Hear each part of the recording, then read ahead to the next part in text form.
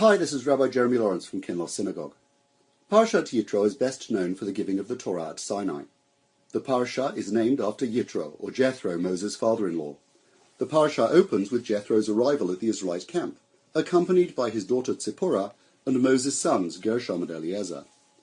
We're told that Jethro had heard all that God had done for Moses and Israel. After he reunites the family, he praises God and offers up sacrifices of elevation and thanksgiving. And here we have an interesting machloket, or debate amongst the rabbis.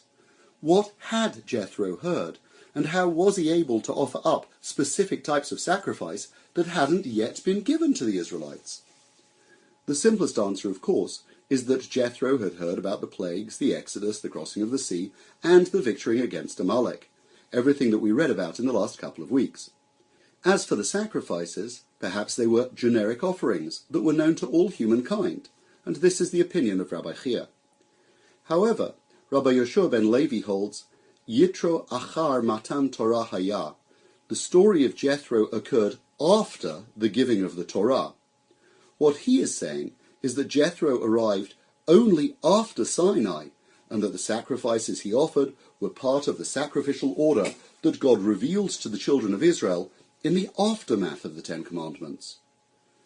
Of course, in explaining the sacrifices, we seem to have created an even bigger problem. Suddenly the story is out of order. How do we explain that Jethro's arrival and the events of Exodus chapter 18 in fact happened after the Ten Commandments and the events of Exodus chapter 20? This is our introduction to a very significant rabbinic debate. Do we believe that the Torah is written in chronological order? On the one hand, we know that creation and the flood preceded Abraham, Isaac, and Jacob. The generations of Genesis seem to flow according to the narrative. But perhaps the Torah is sometimes thematic and not strictly chronological. The Talmud introduces this radical opinion, Ein mukdam umuchar b'Torah. You can't always depend on the Torah's chronology. The question of chronology is particularly significant around the events of the Golden Calf. We read Parashat Ki Tisa in between the instructions to build the Mishkan and the Parashiot where the building takes place. How could it be that, aware of the Mishkan, the children of Israel resorted to idolatry in the form of a calf? On the other hand, are we to understand that the idea of the Mishkan was a response to idolatry? Had God not intended a tabernacle, ark, and menorah from the very outset?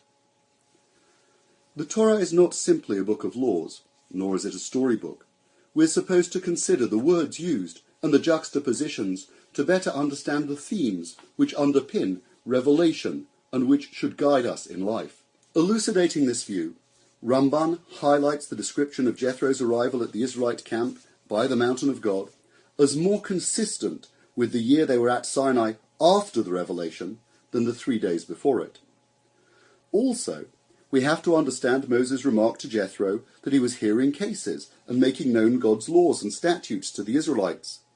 This makes so much more sense if it happens after the Torah, the laws and statutes had been given to Moses, which happened in Exodus 20 and onwards when he was atop Sinai. But after presenting such a strong case, Ramban eventually determines that for Jethro's arrival, a chronological reading does hold water, and he rules that we should only challenge chronology as a last resort when we absolutely have to. However, the Ibn Ezra is emphatic that Jethro's arrival was after the revelation and is set in the turbulent period when there were challenges to leadership and frustration at life in the desert. It was surely in this context that Moses was up hearing cases and overwhelmed by the problems of authority. Hence Jethro's advice of the need to delegate to leaders of the thousands, hundreds, the 50s and 10s. So why does Ibn Ezra say that the Jethro story is placed here? He answers that it is to draw a stark contrast with the battle against Amalek, which came just before. One heathen sets out to destroy Israel, but the priest of Midian comes to praise them and joins their ranks. As we read Parashat Yitro and celebrate the giving of the Torah, we should celebrate the fact that it can be understood on so many levels.